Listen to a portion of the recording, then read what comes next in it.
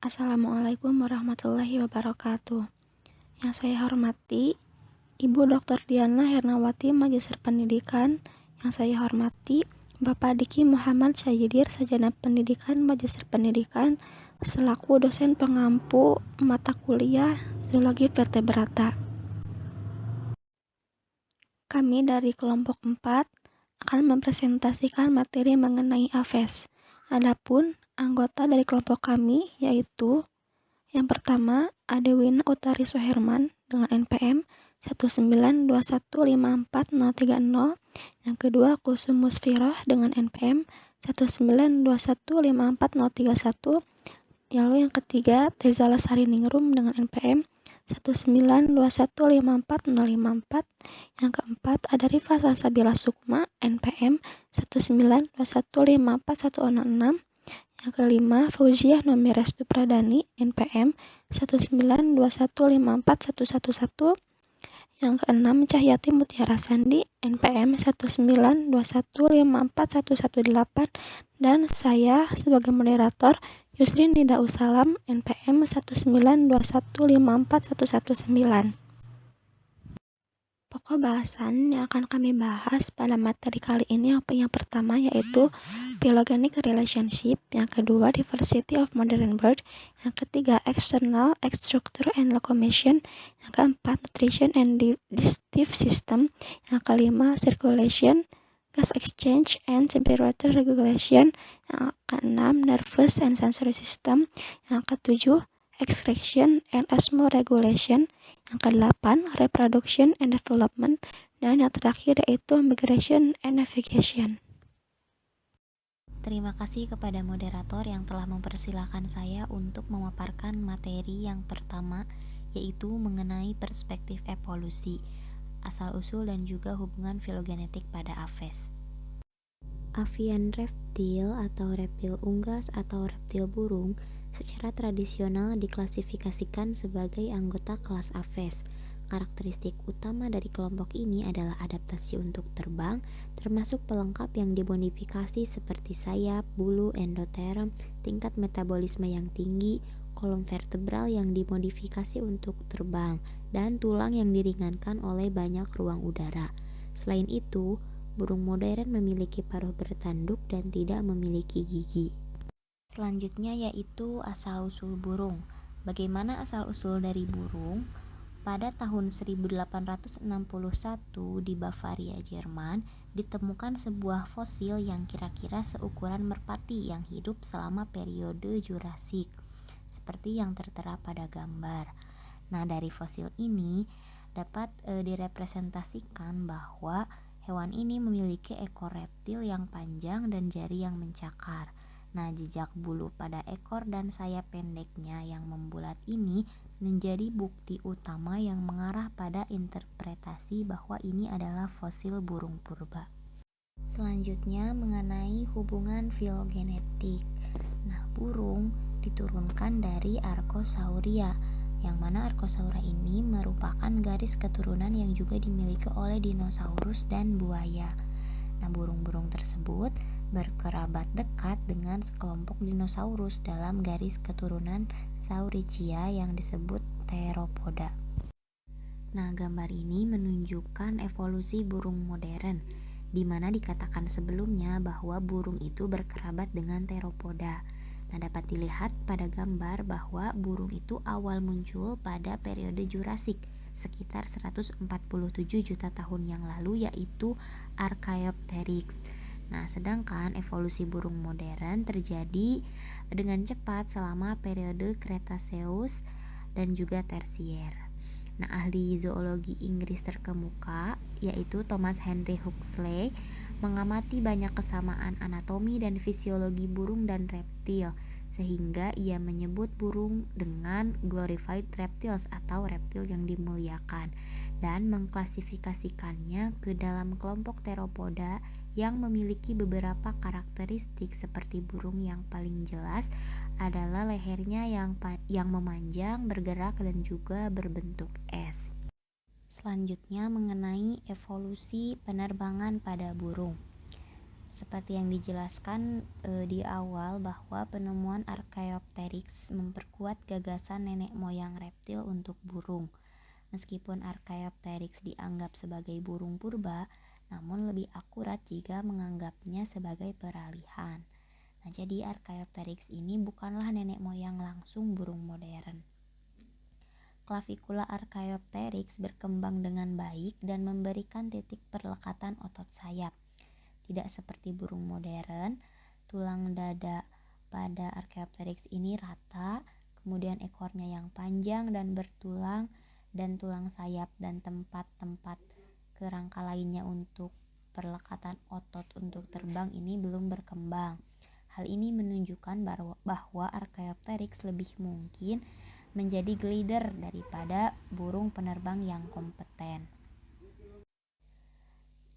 Beberapa ahli zoologi berpikir bahwa jari-jari yang mencakar digunakan untuk memanjat pohon dan berpegangan pada cabang. Urutan evolusi penerbangan mungkin melibatkan lompatan dari cabang ke cabang atau cabang ke pohon. Beberapa waktu kemudian, evolusi meluncur dan juga kepakan lemahnya melengkapi luncuran, dan pada akhirnya itu penerbangan dengan sayap itu berevolusi. Ahli zoologi lain mencatat bahwa struktur kaki belakang burung awal menunjukkan bahwa mereka mungkin bipedal, berlari dan melompat di tanah. Sayapnya mungkin berfungsi untuk mengusir serangga atau menjebak serangga dan mangsa ke tanah.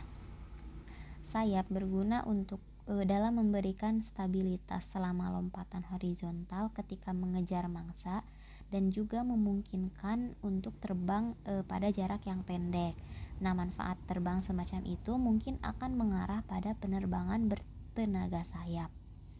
Kemudian, sebuah fosil Eolalulavis di Spanyol memberikan informasi tambahan mengenai asal-usul penerbangan. Eolalulavis memiliki struktur sayap yang disebut alula.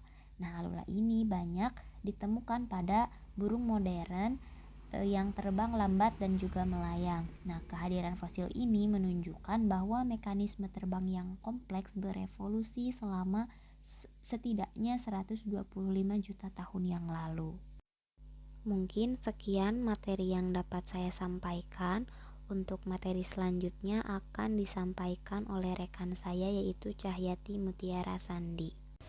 Baik, materi selanjutnya yaitu Diversity of Modern Birds. Selanjutnya, burung modern ini dibagi menjadi dua kelompok, yaitu ada Paleognatha dan yang kedua Neognatha. Paleognatha ini merupakan superordo yang terdiri dari burung besar yang tidak bisa terbang. Contohnya yaitu Strutitio camelus. Nah, atau burung unta. Kemudian contoh yang kedua yaitu ada Rhea. Lalu untuk kelompok yang kedua yaitu Neognatha. Neognatha ini merupakan garis keturunan yang mencakup spesies burung terbang modern. Materi selanjutnya yaitu superordo Paleognatha, terdiri dari satu ordo yaitu ordo Strutioniformes. Karakteristik superordo Paleognatha. Karakteristik yang pertama yaitu termasuk ke dalam hewan yang sedikit terbang atau lebih banyak berjalan. Yang kedua yaitu tulang vomer yang berbentuk jembatan pada tulang langit-langit. Yang ketiga tidak bergigi. Yang keempat termasuk ke dalam vertebra kaudal bebas. Yang kelima memiliki tulang korakoid dan skapulanya berukuran kecil. Nah, untuk tulang korakoid ini dapat dilihat pada gambar nomor 4 dan skapula dilihat pada gambar nomor 19. Superordo Paleognatha terdiri dari satu ordo, yaitu ordo Strutioniformes. Nah, ordo Strutioniformes ini memiliki karakteristik yang pertama, yaitu termasuk ke dalam kelompok burung yang tidak bisa terbang. Yang kedua, bentuk tubuhnya besar. Yang ketiga, kepala, leher, dan tungkainya ini memiliki bulu yang tipis. Kemudian yang keempat, kepalanya berukuran kecil. Yang kelima, paruhnya pendek dan lebar. Yang keenam yaitu lehernya ini panjang dan fleksibel. Yang ketujuh memiliki symphysis pubis. Yang kedelapan yaitu tulang sternum tidak memiliki carina sterni. Contoh dari ordo Strutioniformes ini yaitu pada spesies Strutio camelus atau burung unta. Burung unta ini termasuk ke dalam famili Strutionidae dan genus Strutio. Selanjutnya untuk clade Galoanceres, superordo Neognata terdiri dari dua ordo, yaitu ada ordo Anseriformes dan ordo Galliformes. Ordo Anseriformes yaitu termasuk ke dalam unggas air. Dia memiliki paruh lebar tertutup oleh lapisan bahan tanduk yang lunak. Nah, paruhnya ini memiliki tepian yang beralur yang fungsinya untuk menyaring makanan dari air. Kemudian selanjutnya memiliki tungkai pendek, lalu ekornya ini umumnya pendek dan tersusun atas banyak bulu. Kemudian memiliki karakteristik jari-jari berselaput, 3 jari di depannya dihubungkan oleh selaput kulit yang berguna di saat berenang. Contoh dari ordo Anseriformes ini yaitu Anas platyrhynchos atau itik melewar. Spesies lainnya dari ordo Anseriformes yaitu ada Cygnus atratus atau angsa hitam, kemudian yang kedua ada Blibistoto atau Dendroxygna guttata. Ordo Galliformes. Karakteristik dari ordo Galliformes yang pertama termasuk ke dalam unggas darat, lalu paruhnya ini pendek, kemudian sayapnya ini pendek dan cekung, memiliki kaki dan cakar yang kuat, dan kemudian termasuk ke dalam hewan pemakan biji-bijian atau rerumputan. Nah, spesies dari ordo Galliformes ini yaitu ada Meleagris ocellata atau kalkun. Nah, kalkun ini termasuk ke dalam famili Phasianidae, genusnya yaitu Meleagris. Nah, spesies lainnya dari ordo Galliformes yaitu ada Maleo paruh hitam atau Talegala fuschirostis. Selanjutnya yaitu ada clade dari Neoaves superordo Neognata. Nah, superordo Neognata clade Neoaves ini terdiri dari 18 ordo. Ordo yang pertama yaitu ada Podicipediformes. Nah, karakteristiknya yaitu termasuk ke dalam hewan yang hidup di air tawar dan pandai menyelam. Yang kedua yaitu memiliki sayap pendek. Yang ketiga, bulunya itu lembut dan padat. Yang keempat, tungkainya ini terletak jauh di bagian belakang tubuh. Kemudian yang kelima, kakinya ini berselaput dengan kukunya rata. Yang keenam yaitu paruh runcing, dan yang ketujuh termasuk ke dalam omnivora.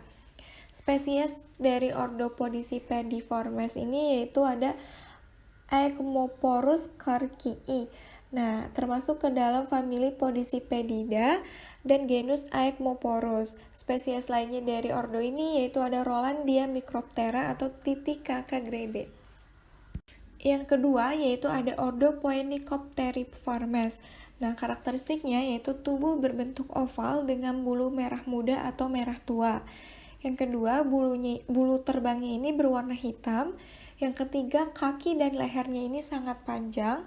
Yang keempat, paruhnya ini besar dan melengkung ke bawah itu di bagian tengahnya. Kemudian paruhnya ini bagian atas, untuk paruh bagian atasnya itu lebih kecil daripada paruh bawah. Yang kelima yaitu flamingo memiliki kaki ramping, panjang, serta leher anggun, sayap besar, dan ekor yang pendek. Contoh spesies dari ordo ini yaitu ada Poenicopterus roseus atau flamingo yang termasuk ke dalam famili Poenicopteridae dan genus Poenicopterus. Yang ketiga yaitu ada ordo Columbiformes, memiliki karakteristik yaitu paruhnya pendek dan langsing. Yang kedua, tarsus biasanya lebih pendek dari jari-jari. Kemudian yang ketiga, memiliki kulit tebal dan halus. Yang keempat, temboloknya ini berukuran besar dan menghasilkan cairan susu atau pigeon milk yang diberikan untuk anaknya. Yang kelima yaitu termasuk ke dalam hewan pemakan biji-bijian dan buah-buahan. Nah, contoh dari ordo ini yaitu ada perkutut Jawa dari famili Columbidae dengan genus Geopelia. Spesies lainnya dari ordo Columbiformes yaitu ada tekukur, kemudian merpati batu, dan yang selanjutnya itu ada walik putih. Yang keempat yaitu ada ordo Cuculiformes dengan karakteristik yang pertama yaitu terdapat 2 buah jari kaki ke arah depan dan 2 buah jari kaki ini ke arah belakang. Kemudian jari bagian luarnya ini dapat dibalikan ke depan. Yang ketiga yaitu kakinya tidak cocok untuk mencengkram. Yang keempat yaitu ekornya panjang. Yang kelima memiliki ukuran paruh sedang. Yang keenam yaitu sebagian besar kelompok dari famili Ordo ini bersifat parasit. Artinya burung betina itu menitipkan telur-telurnya di sarang burung betina lainnya. Nah, untuk contoh spesies dari Ordo ini yaitu ada kedasi ungu dari famili Cuculidae dengan genus Chrysocolyx. Spesies lainnya dari Ordo Cuculiformes ini yaitu ada bubut Jawa, ada kangkung Sulawesi, dan ada wiwik lurik. Yang kelima yaitu ada Ordo Caprimulgiformes dengan karakteristik yang pertama yaitu kepala dan bulunya ini seperti burung hantu, tetapi paruh dan kakinya yaitu lemah. Yang kedua, bentuk mulutnya lebar. Yang ketiga, paruhnya ini berukuran kecil dan lunak. Yang keempat, tepi paruhnya itu untuk bagian atasnya ditutupi dengan bulu-bulu peraba yang berbentuk seperti rambut-rambut. Kemudian yang kelima, ukuran kakinya kecil dan lunak. Yang keenam, termasuk ke dalam aves yang aktif di malam hari atau nokturnal. Yang ketujuh yaitu termasuk ke dalam insektivora atau pemakan serangga. Contoh spesiesnya yaitu ada paruh kodok bintang dari famili Podargidae dengan genus Batrachostomus. Yang keenam yaitu Ordo Gruiformes. Ordo Gruiformes ini memiliki karakteristik sebagian besar dari spesiesnya memiliki suara yang keras dan dapat dikenali dengan mudah. Yang kedua, sayapnya berkembang dengan baik. Yang ketiga, tidak memiliki gigi pada rahang. Yang keempat, memiliki pigostylus. Yang kelima, paruhnya ini berukuran besar. Yang keenam, tidak pandai terbang. Dan yang ketujuh, tungkainya panjang. Contoh dari ordo ini yaitu ada Bugeranus carunculatus dari famili Gruidae dengan genus Bugeranus. Yang ketujuh yaitu ada Ordo Charadriiformes. Nah, dengan karakteristik yang pertama yaitu sayapnya berkembang baik. Yang kedua, tidak memiliki gigi pada rahang. Yang ketiga, memiliki pigostylus. Yang keempat, tulang sternumnya ini memiliki carina sterni. Lalu kakinya ini panjang dan langsing, bisa dilihat pada contoh gambar spesies burung sepatu jengger. Lalu selanjutnya memiliki bulu yang tebal dan jari kakinya ini berselaput renang. Kemudian untuk paruhnya panjang dan melengkung ke bawah atau ke atas. Contohnya itu bisa dilihat pada gambar yaitu burung sepatu jengger dari famili Jacanidae dengan genus Iridipara. Yang kedelapan yaitu ada Ordo Gaviiformes. Karakteristik yang pertama dari ordo ini yaitu tungkainya pendek pada ujung posterior badan. Yang kedua, memiliki bulu kaku. Yang ketiga, jari kakinya ini berselaput renang. Yang keempat, sayap berkembang dengan baik. Yang kelima, dapat terbang. Yang keenam, memiliki pigostylus. Contoh dari ordo ini yaitu ada Gavia pacifica atau Pacific Loon dari famili Gavidae dengan genus Gavia. Selanjutnya yang kesembilan yaitu ada Ordo Pelecaniformes dengan karakteristik yang pertama yaitu memiliki tungkai sayap berkembang dengan baik. Yang kedua, tidak memiliki gigi pada rahang. Yang ketiga, memiliki pigostylus. Yang keempat, tulang sternumnya ini memiliki carina sterni. Yang kelima yaitu ukuran neres atau lubang hidungnya ini kecil. Yang keenam, memiliki kantung pada daerah lehernya. Kemudian yang ketujuh, memiliki jari kaki berselaput renang atau keempat jarinya ini dalam satu membran kulit. Yang kedelapan, paruhnya ini berukuran panjang dan besar serta dapat membuka dengan lebar. Yang kedelapan yaitu menyukai air. Contoh dari ordo ini yaitu ada burung pelikan atau undan putih dari famili Pelecanidae. Contoh spesies lainnya dari ordo Pelecaniformes yaitu ada Ardea alba, kemudian ada Scopus umbrete atau Hammerkopf yaitu buangau kepala palu, lalu ada spesies burung paruh sepatu. Selanjutnya yang ke-10 yaitu ada Ordo Procellariiformes dengan karakteristik yang pertama yaitu lubang hidung berbentuk tabung, yang kedua kelenjar hidungnya besar, yang ketiga memiliki sayap yang panjang dan sempit, yang keempat paruhnya ini tertutup oleh beberapa kepingan bahan tanduk. Kemudian yang kelima yaitu bulu-bulunya ini tersusun padat dan tampak berminyak. Contoh atau spesies dari ordo ini yaitu ada albatros. Kemudian untuk contoh spesies lainnya dari ordo Procellariiformes yaitu ada Nesophragata fuliginosa, kemudian ada Pelecanoides garnoti, kemudian ada Aprodorma brevirostris. Selanjutnya yaitu ada ordo Speniciformes yaitu termasuk ke dalam burung air dengan tubuhnya ini berat. Kemudian yang ketiga, di bawah kulitnya itu terdapat lapisan lemak yang tebal. Lalu sayapnya ini seperti sirip, tapi tidak bisa digunakan untuk terbang, hanya bisa digunakan untuk berenang. Kemudian karina sterninya ini berkembang dengan baik. Lalu ordo ini memiliki bulu kecil seperti sisik, dan sayapnya ini seperti dayung yang digunakan untuk berenang. Lalu untuk tungkainya memiliki selaput pada jari-jarinya. Kemudian tungkainya ini memiliki 4 buah jari kaki yang menghadap ke depan. Contoh dari ordo ini yaitu pada spesies Galapagos penguin. Selanjutnya yang ke-12 yaitu ada ordo Accipitriformes dengan karakteristik yang pertama yaitu termasuk ke dalam burung pemangsa diurnal, artinya burung yang aktif di siang hari. Yang kedua yaitu paruhnya ini kuat, bengkok, tajam, dan melengkung yang dilengkapi dengan membran dari pangkal rahang atas burung di mana lubang hidung terbuka. Kemudian untuk kakinya itu termasuk ke dalam kaki raptorial.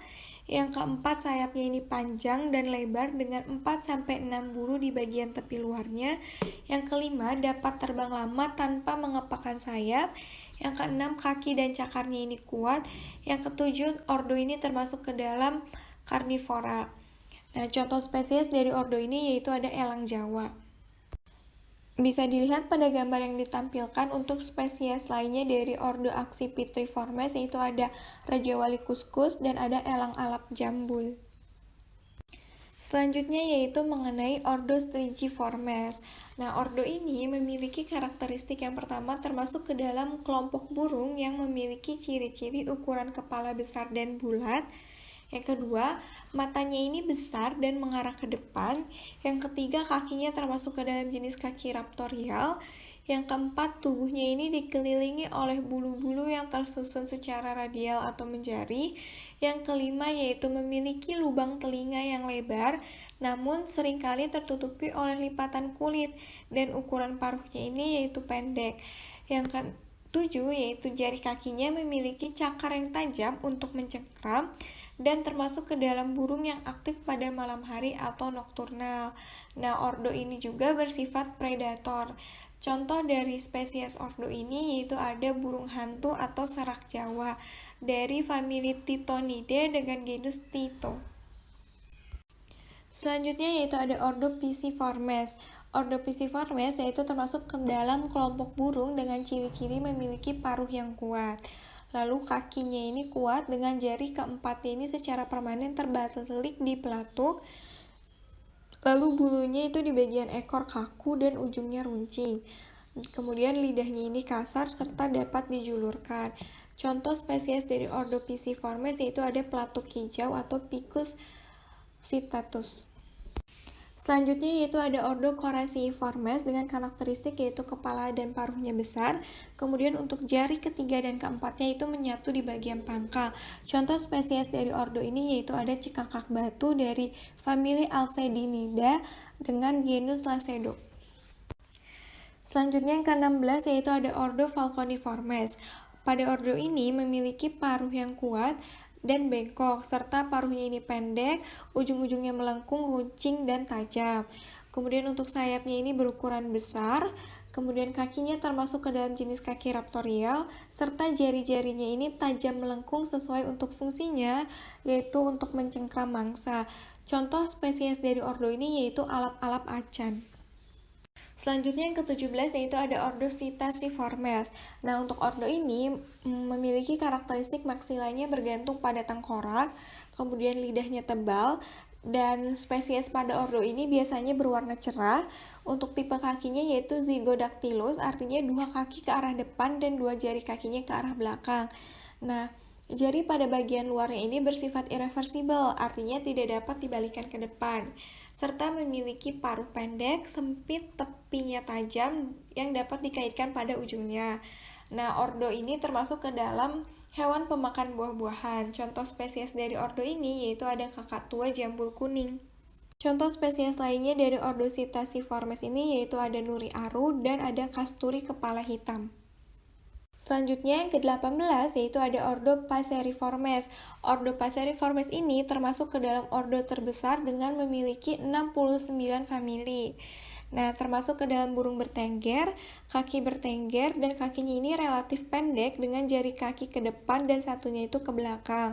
Ukuran tubuhnya ini relatif lebih kecil dibandingkan dengan burung-burung dalam ordo lainnya. Nah, ordo Passeriformes ini dibagi menjadi dua, ada yang termasuk ke dalam burung penyanyi dan ada yang tidak termasuk. Contoh dari spesies ordo ini yaitu ada jalak bali. Contoh lainnya dari spesies ordo Passeriformes yaitu ada Gracula religiosa yaitu burung beo, dan yang kedua yaitu ada cucarawa. Baik, materi selanjutnya yaitu external struktur dan locomotion. External struktur dan locomotion yang pertama yaitu kerangka. Pada nomor 1 ada jari kaki, nomor 2 ada tarso-metatarsus dibentuk oleh fusi tarsal distal ke metatarsal. Lalu yang ketiga ada tibiotarsus dibentuk oleh fusi tulang tarsal proksimal atau calcaneum dan astragalus ke ujung tibia. Lalu yang keempat tulang betis. Yang kelima tulang paha. Yang keenam kemaluan. Yang ketujuh ischium, dan yang kedelapan tulang pangkal paha. Lalu yang kesembilan pygostyle, yang kesepuluh vertebra caudal, yang ke-11 vertebra thorax, yang ke-12 vertebra cervix, yang ke-13 proses uncinate tulang rusuk, yang ke-14 tulang rusuk, yang ke-15 tulang dada, yang ke-16 coracoid, yang ke-17 furcula, yang ke-18 tulang belikat, ke-19 humerus, ke-20 radius, 21 tulang hasta, 22 tulang karpal, 23 angka pertama atau first digit, yang ke-24 metakarpal, nomor 25 second digit, 26 third digit, 27 rahang atas, dan 28 rahang bawah. Kemudian materi selanjutnya bulu, jenis-jenis bulu. Yang pertama, bulu lengkap atau pulme. Bulu ini tersusun atas batang bulu dan lembaran bulu. Susunan batang bulu terdiri atas kalamus dan rachis. Lembaran bulu tersusun atas deretan barbe. Di antara barbe terdapat barbale berkait. Yang nomor 2, bulu tak lengkap dibedakan atas. Yang pertama, pulmule dengan bagian-bagian kalamus yang pendek. Barbe tidak membentuk lembaran bulu. Barbule tak berkait. Lalu jenis yang kedua, filoplume dengan bagian-bagian kalamus dan rachis. Batas tak jelas. Barbe pada bagian ujung. Pada bulu ini tidak dijumpai adanya barbule. Selanjutnya kepala. Kepala Aves terdapat beberapa organ, yaitu lubang hidung atau nares terletak di paruh bagian atas. Lalu yang kedua, sera atau sere adalah pangkal paruh atas yang tidak berbulu, tempat terdapatnya lubang hidung yang berupa tonjolan kulit. Kemudian nomor 3, mata yang dikelilingi oleh kulit berbulu halus. Nomor 4, membran nictitans di sudut mata yang dapat ditarik hingga menutup mata. Nomor 5, lubang telinga atau porus acousticus externus. Tidak ada daun telinga, terletak dorsocaudal mata dan di dalam ada membran timpani.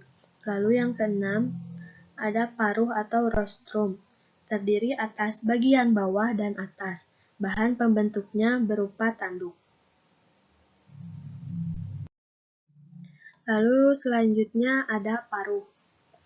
Jenis-jenis paruh yang pertama, paruh datar. Apabila paruh itu melebihi lebih mendatar daripada meninggi.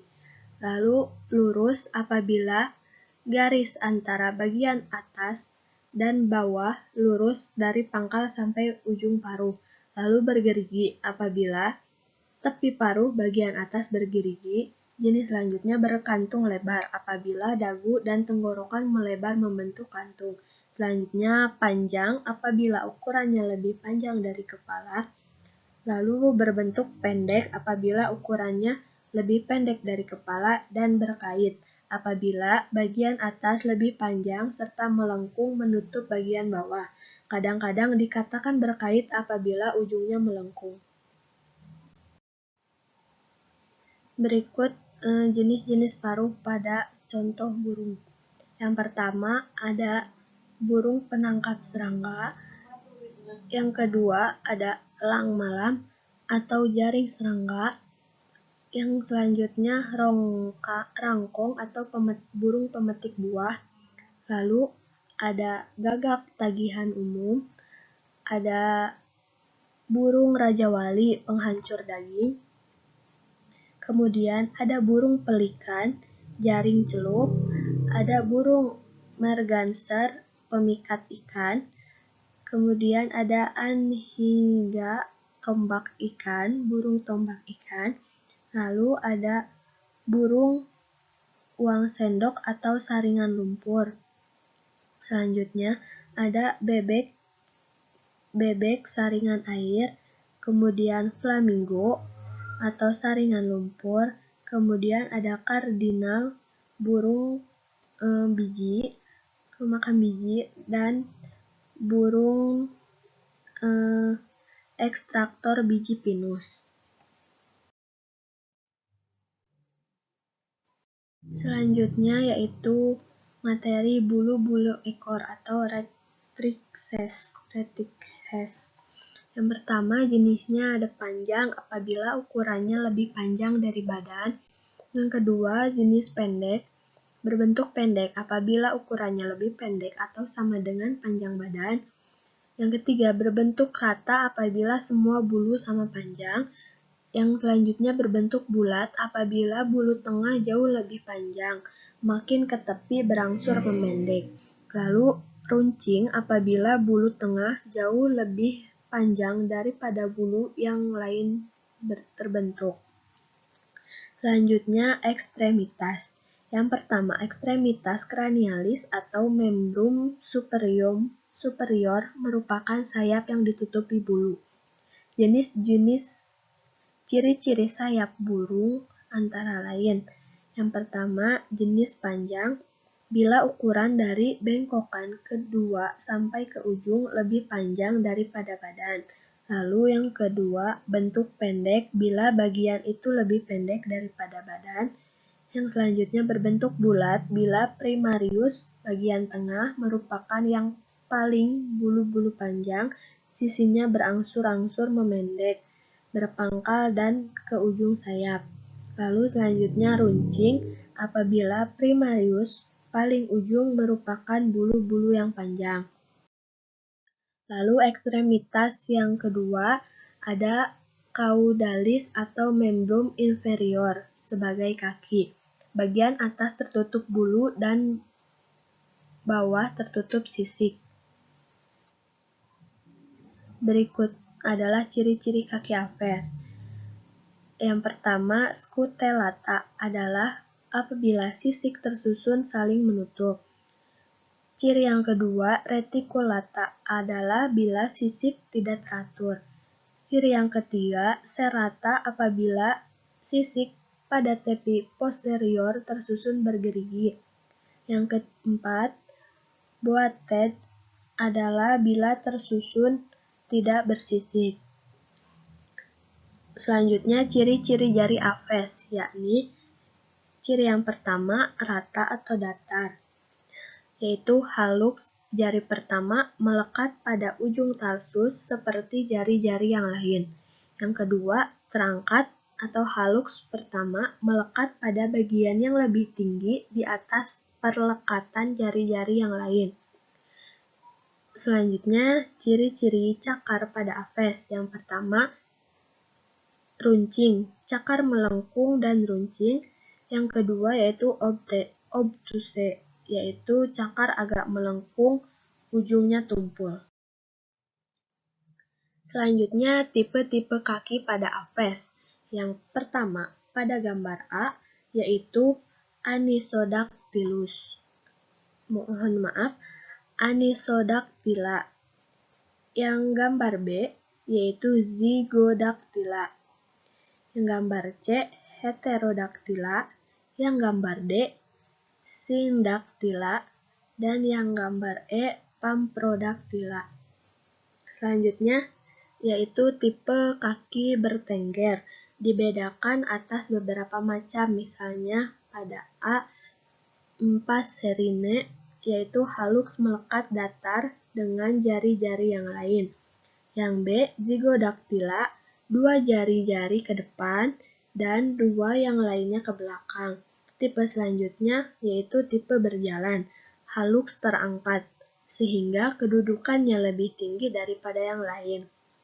Tipe selanjutnya yaitu berenang, dibedakan atas beberapa macam, misalnya A, pada gambar A ada palmata, 3 jari ke depan dihubungkan oleh selaput, jari ke-1 yang terbebas. Lalu tipe B, yaitu toti palmata, keempat jari dihubungkan oleh selaput yang halus. Selanjutnya yaitu sayap. Tipe sayap pada burung ada 4, yaitu dinamis melonjak, elips, rasio aspek tinggi, dan daya angkat yang tinggi.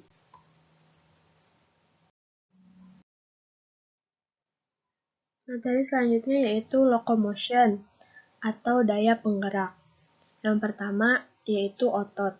Otot terbang utama pada burung, yaitu yang pertama penampang melintang tulang dada burung menunjukkan hubungan otot pectoralis major dan otot supracoracoideus.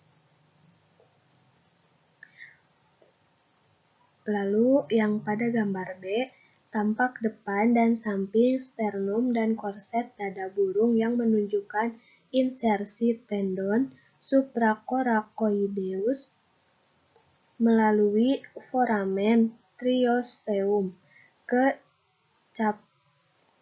caput dorsal humerus, lalu foramen dibentuk oleh artikulasi furcala, coradoid, dan scapula.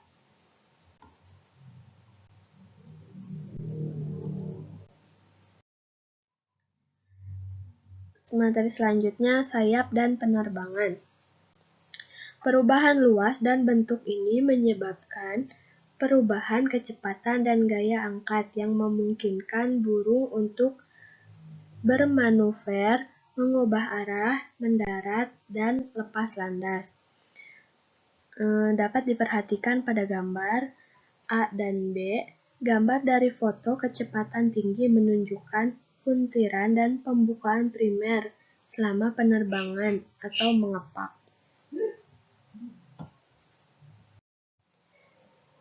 Pada gambar C, aliran udara di sekitar airfoil yang melengkung.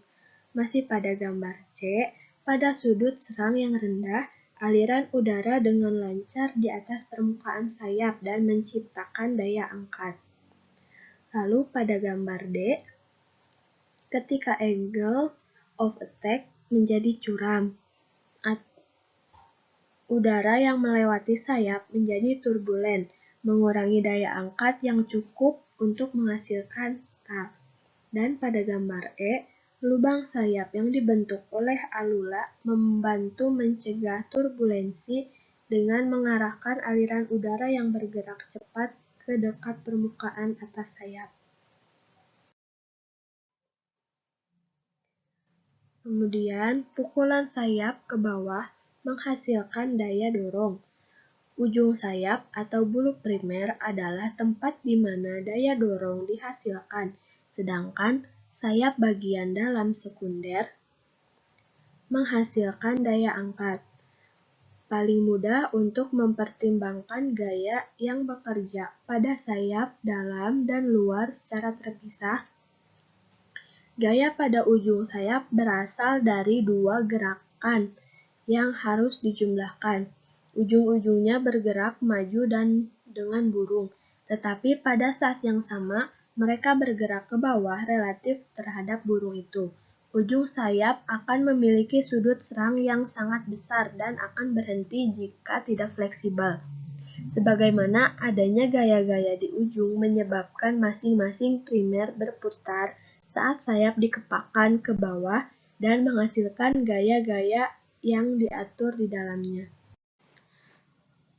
Baik, terima kasih kepada pemateri sebelumnya. Saya akan membahas materi selanjutnya, yaitu nutrisi dan sistem pencernaan pada aves.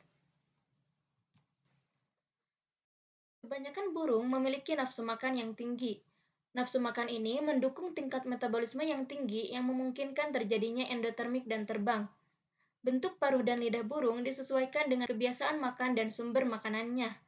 Misalnya, lidah burung pelatuk sangat panjang dan ujungnya keras berduri yang berfungsi untuk mengambil belatung dari kulit pohon.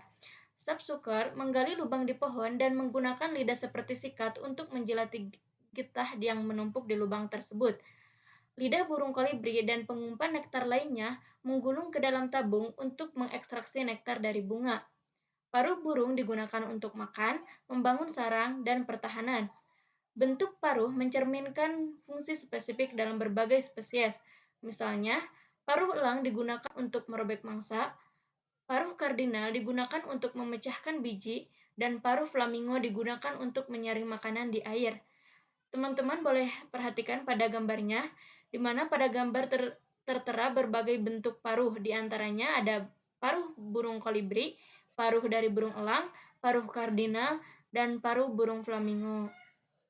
Pada banyak burung, divertikulum kerongkongan yang disebut tembolok adalah tempat penyimpanan yang memungkinkan burung dengan cepat menelan sejumlah besar makanan yang melimpah. Perut burung terbentuk menjadi dua bagian. Ada proventriculus yang mengeluarkan cairan lambung untuk memulai pencernaan, dan ada ventriculus atau gizzard, memiliki dinding berotot untuk mengikis dan menghancurkan biji atau bahan keras lainnya. Sebagian besar pencernaan enzimatik dan penyerapan terjadi di usus kecil, dibantu oleh sekresi dari pankreas dan hati. Caca atau usus buntu berpasangan terletak di penyatuan usus besar dan kecil. Caca ini mengandung bakteri yang membantu pencernaan selulosa. Burung biasanya membuang makanan yang tidak tercerna melalui kloaka. Urutan pencernaan makanan pada aves secara singkatnya yaitu makanan dari rongga mulut akan masuk ke esofagus, kemudian ke crop atau tembolok, selanjutnya akan melewati proventriculus, kemudian melewati gizzard otot perut, masuk ke usus halus, kemudian masuk ke usus besar, dan makanan yang tidak dicerna akan dikeluarkan melalui kloaka. Setelah pembahasan nutrisi dan sistem pencernaan pada aves, selanjutnya adalah pembahasan sirkulasi pertukaran gas dan pengaturan suhu atau termoregulasi pada aves. Sirkulasi pada aves. Sistem peredaran darah pada aves atau burung mirip dengan reptil, kecuali bahwa jantung telah sepenuhnya memisahkan atrium dan ventrikel, menghasilkan sirkuit paru dan sistemik yang terpisah. Pemisahan ini mencegah pencampuran darah beroksigen tinggi dengan darah yang kurang beroksigen. Dalam evolusi vertebrata, sinus venosus secara bertahap berkurang ukurannya. Sinus venosus adalah ruang terpisah pada ikan, amfibi, dan kura-kura, dan menerima darah dari sistem vena. Pada reptil lain dan pada burung, sinus venosus adalah sekelompok sel di atrium kanan yang berfungsi sebagai alat pacu jantung. Jantung burung relatif besar, hingga 2,4% dari total berat badan, dan berdetak dengan cepat. Untuk kolibri di bawah tekanan, detaknya lebih dari 1000 denyut per menit. Burung yang lebih besar memiliki jantung yang relatif lebih kecil dan detak jantung yang lebih lambat. Misalnya, detak jantung burung unta bervariasi antara 38 sampai 176 detak per menit.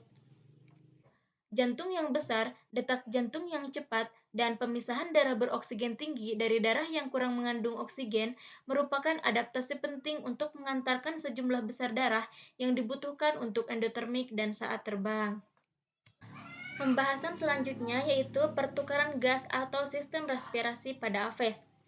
Sistem pernapasan pada aves atau burung terdiri dari nares eksternal yang mengarah ke saluran hidung dan faring. Kemudian ada tulang dan tulang rawan yang menopang trakea. Memiliki kotak suara khusus yang disebut dengan siring, terletak pada trakea yang bercabang menjadi bronkus. Otot-otot siring dan bronkus menghasilkan vokalisasi pada burung. Bronkus mengarah ke kantung udara yang menempati sebagian besar tubuh dan meluas ke beberapa tulang sistem kerangka. Kantung udara dan bronkus terhubung ke paru-paru. Paru-paru memiliki pembuluh udara yang disebut parabronkus. Parabronkus ini berhubungan dengan pembuluh darah kapiler, sehingga dapat terjadi pertukaran gas. Mekanisme kerja sistem pernapasan pada burung terbagi menjadi dua, yaitu pada saat istirahat dan saat terbang. Mekanisme kerja sistem pernapasan pada saat burung istirahat. Proses inspirasi. Otot antar tulang rusuk berkontraksi, rongga dada membesar, paru-paru mengembang, tekanan udara dada menjadi kecil, lalu udara luar yang kaya oksigen akan masuk. Sebagian kecil menuju ke paru-paru dan sebagian besar menuju ke kantong udara sebagai cadangan udara. Proses ekspirasinya. Otot antar tulang rusuk berelaksasi, rongga dada mengecil, paru-paru menyusut, tekanan udara dada menjadi besar sehingga udara dari kantung udara masuk ke paru-paru dan udara yang kaya akan karbon dioksida akan keluar. Kemudian mekanisme kerja sistem pernapasan pada saat burung terbang. Inspirasi dan ekspirasi dilakukan oleh kantung-kantung udara. Sayap diangkat ke atas, kantung udara diketiak mengembang, sedang kantung udara di interclavicularis terjepit sehingga terjadi inspirasi. Sayap diturunkan, kantung udara di ketiak terjepit, sedang kantung udara di tulang korakoid mengembang sehingga terjadi ekspirasi. Pembahasan selanjutnya yaitu pengaturan suhu atau termoregulasi pada aves. Burung mempertahankan suhu tubuh antara 38 sampai 45 derajat Celcius. Suhu ekstrim mematikan apabila lebih rendah dari 32 dan lebih tinggi dari 47 derajat Celcius. Dalam lingkungan yang dingin, panas harus disimpan dan dihasilkan melalui proses metabolisme. Pada hari yang dingin, seekor burung yang sedang beristirahat mengibaskan bulunya untuk meningkatkan sifat isolasinya dengan meningkatkan ruang udara mati di dalamnya. Ia juga melipat paruhnya ke dalam bulunya untuk mengurangi kehilangan panas dari saluran pernafasan. Burung mungkin juga perlu membuang panas berlebih karena saat terbang bisa menghasilkan panas dalam jumlah yang besar. Tidak seperti mamalia, burung tidak memiliki kelenjar keringat, tetapi mereka masih mengandalkan penguapan air untuk pendinginan. Burung terengah-engah untuk membuang panas melalui saluran pernapasan. Beberapa burung meningkatkan pendinginan evaporatif melalui gular flutter, yang merupakan getaran cepat dari tenggorokan bagian atas dan dasar mulut. Beberapa burung menghemat energi pada malam yang dingin dengan membiarkan suhu tubuh mereka turun. Misalnya, whippoorwills memungkinkan suhu tubuh mereka turun dari sekitar 40 hingga mendekati 16 derajat Celcius dan laju pernapasan menjadi sangat lambat. Demikian presentasi yang dapat saya sampaikan. Saya serahkan kepada pemateri selanjutnya. Baik, selanjutnya saya akan memaparkan materi mengenai nervous and sensory system. Yang pertama ada sistem syaraf. Sistem syaraf pusat pada burung memiliki keunggulan dibandingkan sistem syaraf pada reptil. Otak depan burung lebih besar daripada reptil karena adanya pembesaran belahan otak. Nah, sistem syaraf pada aves ini secara umum tidak jauh berbeda dengan sistem syaraf pada hewan vertebrata lainnya, yaitu terdiri dari dua sistem. Ada sistem syaraf pusat dan sistem syaraf tepi. Sistem syaraf pusat pada aves sudah mengalami kemajuan yang ditandai karena adanya perbesaran. Nah, sistem syaraf pusat pada aves sendiri terdiri dari dua bagian, yaitu ada otak dan syaraf tulang belakang. Yang pertama ada otak. Nah, otak sendiri dibagi menjadi 4 bagian atau mempunyai 4 bagian, yaitu ada otak besar, otak kecil, otak tengah, dan medula. Yang pertama ada otak besar. Pada otak besar ini tidak memiliki banyak neuron dan bentuknya juga tidak berlipat-lipat. Yang kedua ada cerebellum atau otak kecil, di mana permukaan otak kecil ini terdapat lipatan-lipatan yang mampu menampung sel-sel syaraf lebih banyak. Nah, sel syaraf yang banyak pada otak kecil ini menunjukkan pusat keseimbangan burung, berfungsi untuk pusat keseimbangan burung ketika terbang dan berkembang.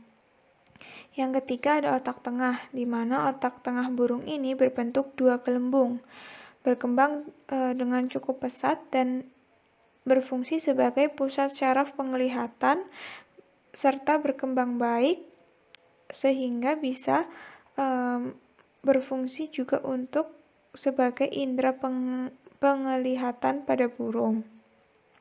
Yang keempat ada medula, di mana berfungsi sebagai penghantar impuls yang datang dari medula spinalis menuju otak.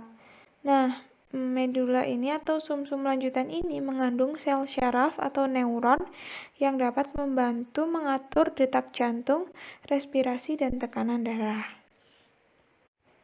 Nah, selanjutnya ada syaraf tulang belakang. Nah, pada Aves ini memiliki ruas tulang belakang yang berwarna abu-abu yang terletak di sepanjang tubuhnya dan membentuk syaraf tulang belakang. Nah, syaraf tulang belakang ini merupakan sistem koordinasi yang berfungsi sebagai pengantar pesan dan informasi ke otak. Pada saat burung memutuskan untuk bergerak, maka syaraf tulang belakang ini akan mengirimkan pesan ke otak, kemudian ke otot yang berhubungan dengan pergerakan dan menghasilkan gerakan. Yang B ada sistem syaraf tepi. Sistem syaraf tepi adalah lanjutan dari neuron yang bertugas membawa impuls syaraf menuju ke sistem syaraf pusat. Berdasarkan cara kerjanya, sistem syaraf tepi dapat dibedakan menjadi dua, yaitu sistem syaraf sadar dan sistem syaraf otonom. Sistem syaraf sadar yaitu sistem yang mengatur segala gerakan yang dilakukan secara sadar atau di bawah koordinasi syaraf pusat otak. Nah, berdasarkan asalnya, sistem syaraf sadar ini dibedakan lagi menjadi dua, yaitu sistem syaraf kepala atau kranial dan sistem syaraf tulang belakang. Yang kedua ada sistem syaraf otonom. Sistem syaraf otonom ini disusun oleh serabut syaraf yang berasal dari otak maupun dari sumsum tulang belakang dan menuju ke organ yang bersangkutan. Dalam sistem ini terdapat beberapa jalur yang masing-masing membentuk jalur sinapsis kompleks dan juga membentuk ganglion. Urat syaraf yang terdapat pada pangkal ganglion disebut urat syaraf praganglion, dan yang berada pada ujung ganglion disebut urat syaraf postganglion. Sistem syaraf otonom dibagi lagi menjadi dua, yaitu sistem syaraf simpatik dan sistem syaraf parasimpatik. Nah, jadi dapat disimpulkan bahwa pada dasarnya sistem syaraf pada burung sudah memiliki keunggulan dibandingkan sistem syaraf pada reptil, di mana ditandai dengan otak depan burung yang lebih besar ukurannya dibandingkan otak pada reptil. Dengan adanya sistem syaraf pada burung, maka terjadilah hubungan antara syaraf dan macam-macam indera yang digunakan pada burung. Di antaranya ada indera penglihatan, pendengaran, penciuman, dan peraba. Nah, masing-masing dari indera ini memiliki ciri dan urgensi yang berbeda-beda. Yang pertama ada indera penglihatan. Penglihatan adalah indera yang paling penting pada burung, di mana ukuran mata pada burung relatif lebih besar dibandingkan pada hewan lain. Pada dasarnya, susunan utama dari mata burung menyerupai dengan hewan vertebrata lainnya, di mana lapisan luar mata terdiri dari kornea transparan dan dua lapisan sklerea serta lapisan serat kolagen yang kuat berwarna putih yang mengelilingi seluruh mata dan mendukung serta melindungi mata secara keseluruhan. Nah, mata pada burung ini dibagi secara internal oleh lensa menjadi dua anggota utama, yaitu anggota anterior dan anggota posterior. Ruang anterior isinya adalah cairan yang dinamakan aqueous humor, dan ruang posterior yang isinya yaitu vitreous humor, yaitu suatu zat bening seperti jeli. Nah, burung sendiri memiliki dua buah kelopak mata, di mana kelopak mata burung ini tidak digunakan untuk berkedip. Mata burung mendapat pelumasan dari membran pengelip, yaitu kelopak mata ketiga yang tersembunyi yang akan mengusap ke arah horizontal ke seluruh mata seperti pembersih kaca. Selanjutnya ada indera penciuman dan indera perasa. Pada Aves sendiri, indera penciuman dan indera perasa tidak berperan banyak, di mana indera penciuman pada Aves terletak ada lubang luar yang terbuka di dekat pangkal paruh, tetapi epitel olfactorius kurang berkembang. Nah, sama halnya dengan indera penciuman, indera perasa pun pada Aves tidak terlalu memiliki fungsi yang signifikan, di mana indera perasa pada Aves ini ditunjukkan dengan adanya tunas pengecap yang terletak pada bagian belakang lidah dan dinding faring pada Aves. Jumlah dari tunas pengecap pada Aves ini cenderung lebih sedikit dibandingkan pada mamalia. Yang ketiga ada indera peraba. Kulit burung memiliki syaraf sensorik yang lumayan bagus, seperti pada mamalia, yang dapat mendeteksi panas, dingin, tekanan, dan sakit. Syaraf sensorik pada burung ini dapat ditemukan pada bulu yang digunakan untuk terbang dan memiliki peranan yang sangat penting dalam penerbangan. Yang terakhir ada indera pendengaran. Pada Aves, indera pendengaran ini termasuk ke dalam indera yang cukup baik dikarenakan pada Aves ini memiliki bulu-bulu khusus yang menutupi bukaan telinga untuk meminimalisasi guncangan. Nah, bulu-bulu halus dan longgar ini disebut sebagai auriculars, di mana bulu-bulu ini menutupi lubang telinga bagian luar. Serta pada Aves juga terdapat koklea yang berfungsi mentransmisikan getaran kepada syaraf pendengaran. Secara umum, bagian dari indera pendengaran Aves dibagi menjadi 3, yaitu bagian luar, tengah, dan dalam. Nah, materi yang ke-8 ada extension and osmoregulation. Pada dasarnya, sistem ekskresi dan osmoregulasi pada burung terjadi saling berkaitan, di mana burung memiliki organ yang berperan penting dalam ekskresi, di antaranya ada ginjal, kulit, dan paru-paru. Nah, yang pertama, alat-alat ekskresi dan osmoregulasi pada Aves ada ginjal, di mana Aves memiliki sepasang ginjal yang berwarna coklat dengan tipe metanephros. Ginjal metanephros ini memiliki ciri yang tidak bersegmen, serta tidak memiliki nefrostama dan jumlah glomerusnya banyak. Ginjal burung berfungsi untuk mengambil zat sisa dari darah yang berbentuk urin. Nah, saluran ureter ini pada ginjal akan bermuara langsung pada kloaka. Karena pada Aves tidak memiliki vesika urinaria atau kandung kemih. Kloaka merupakan muara dari 3 buah saluran, yaitu saluran kotoran, saluran urin, dan saluran reproduksi. Yang kedua, paru-paru. Paru-paru pada burung ini memiliki fungsi yang hampir sama dengan hewan-hewan yang lain, yaitu berfungsi sebagai pengeluaran CO2 dan hasil metabolisme sel-sel tubuh. Yang ketiga ada kulit. Nah, pada bagian kulit Aves ini terdapat ekor yang sangat pendek yang disebut uropygium, di mana uropygium ini mengandung kelenjar minyak atau glandula uropyginales, di mana kelenjar ini akan menghasilkan minyak untuk melumasi bulu sehingga burung tersebut tidak mudah basah jika berada di air. Selain itu, kelenjar minyak ini juga berfungsi sebagai cadangan makanan yang berupa lemak. Jadi, pada burung ini memiliki alat ekskresi, yaitu sepasang ginjal metanephros. Nah, burung ini tidak memiliki vesika urinaria, sehingga hasil ekskresi dari ginjal ini akan langsung disalurkan ke kloaka melalui ureter. Nah, di dalam kloaka ini nantinya akan terjadi reabsorpsi air yang akan menambah jumlah air dalam tubuh. Nah, sampai si nitrogen ini terbuang sebagai asam urat yang dikeluarkan lewat kloaka. Nah, asam urat ini yang akan dikeluarkan bentuknya akan berupa seperti kristal putih yang akan bercampur pada feses. Nah, kelebihan kelarutan garam pada afes akan mengalir ke rongga hidung dan keluar melalui nares atau lubang hidung pada afes. Nah, larutan garam ini yang berlebih akan mengalir melalui nares dan akhirnya air garam itu akan menetes dari ujung paruh.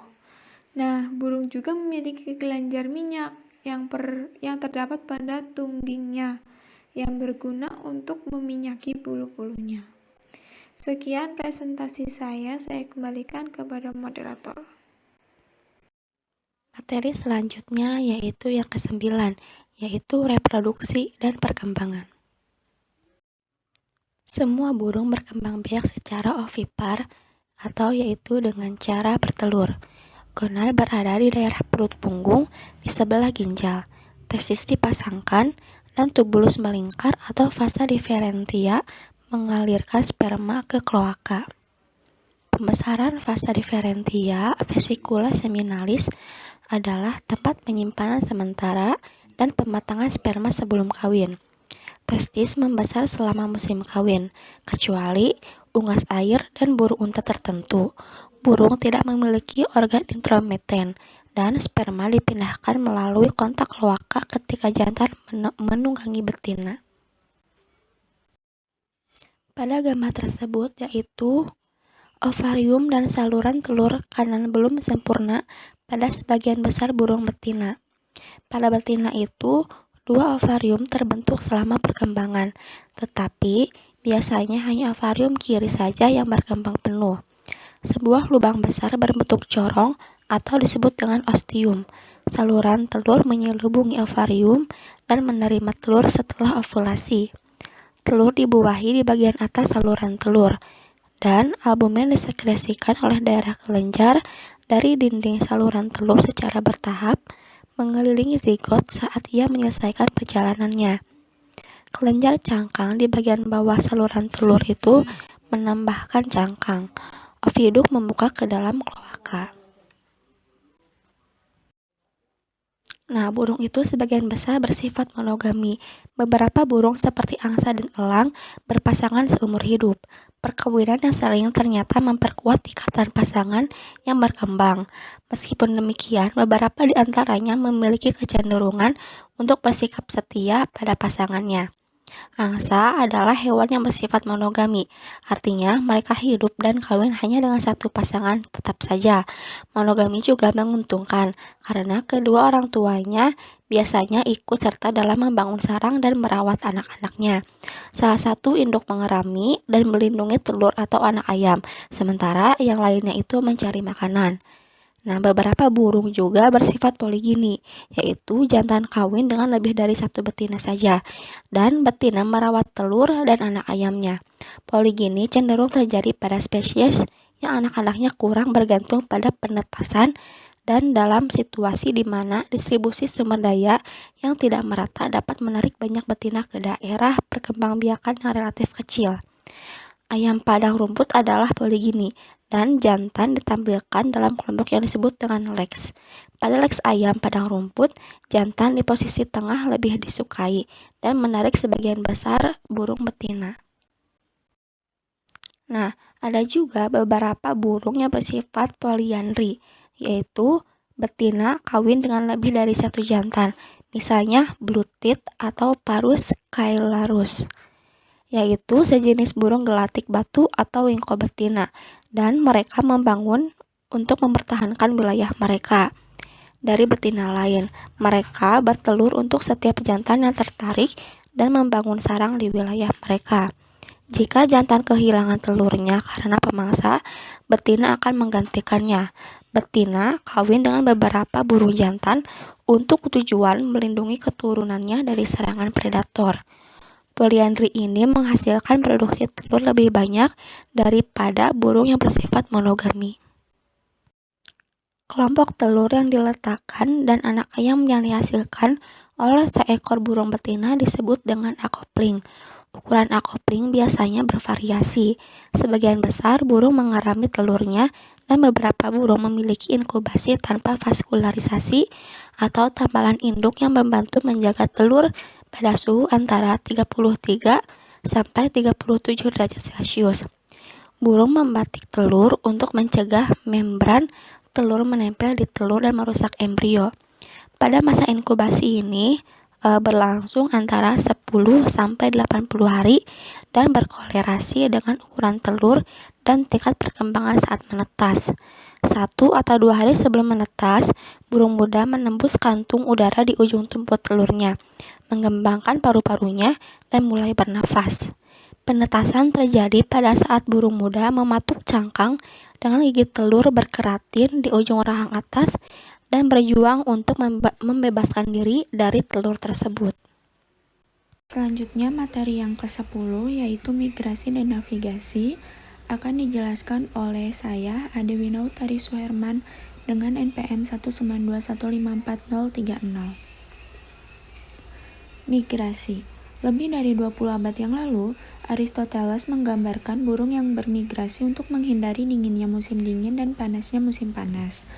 Ahli zoologi modern mempelajari waktu migrasi, rangsangan untuk migrasi, dan perubahan fisiologi selama migrasi, serta rute migrasi dan bagaimana burung bernavigasi di daratan atau perairan yang luas.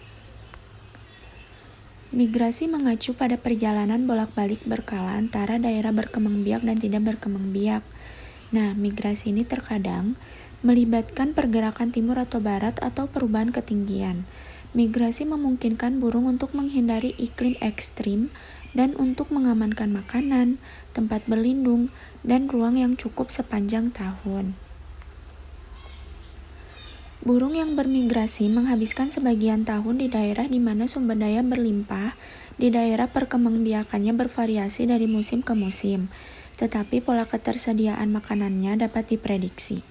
Burung-burung ini dapat bermigrasi ke daerah tropis di musim dingin, tetapi kembali ke daerah berkembang biak di utara untuk memanfaatkan sumber daya musim semi dan musim panas yang berlimpah. Nah, kemudian di sini ada burung migran tahunan dan burung residen. Burung migran tahunan seperti burung flycatcher, burung thrush, dan burung kolibri. Sedangkan burung residen, contohnya seperti burung kardinal, burung tufted titmouse, dan burung woodpeckers. Burung bermigrasi sebagai respons terhadap kondisi fisiologi spesifik spesies. Fotoperiode merupakan isyarat migrasi penting bagi banyak burung, terutama untuk burung di zona beriklim sedang. Perubahan fotoperiode memulai perubahan musiman dalam perkembangan gonad, yang sering berfungsi sebagai rangsangan migrasi. Peningkatan panjang hari di musim semi mendorong perkembangan gonad, dan penurunan panjang hari di musim gugur memulai regresi gonad. Pada banyak burung, perubahan fotoperiode juga tampaknya meningkatkan deposisi lemak, yang bertindak sebagai cadangan energi untuk migrasi. Lobus anterior kelenjar hipofisis dan badan pineal telah terlibat dalam memediasi respon fotoperiode. Selanjutnya navigasi. Navigasi pada burung dilakukan menggunakan dua jenis. Yang pertama ada navigasi berbasis rute, yang melibatkan pelacakan landmark atau visual atau audio pada perjalanan keluar sehingga landmark tersebut dapat digunakan dalam urutan terbalik pada perjalanan pulang. Dan yang kedua navigasi berbasis lokasi, didasarkan pada penetapan arah tujuan dari informasi yang tersedia di tempat asal perjalanan. Nah, navigasi ini melibatkan penggunaan kompas matahari, isyarat langit lainnya, dan atau medan magnet bumi. Lensa burung transparan terhadap sinar ultraviolet dan fotoreseptor mereka meresponsnya memungkinkan mereka untuk mengarahkan menggunakan matahari bahkan pada hari berawan. Isyarat orientasi ini disebut kompas matahari. Karena matahari bergerak melalui langit antara matahari terbit dan terbenam, burung menggunakan jam internal untuk melihat bahwa matahari terbit di timur, kira-kira di atas kepala pada siang hari dan terbenam di barat. Sekian pemaparan materi yang bisa saya sampaikan. Terima kasih.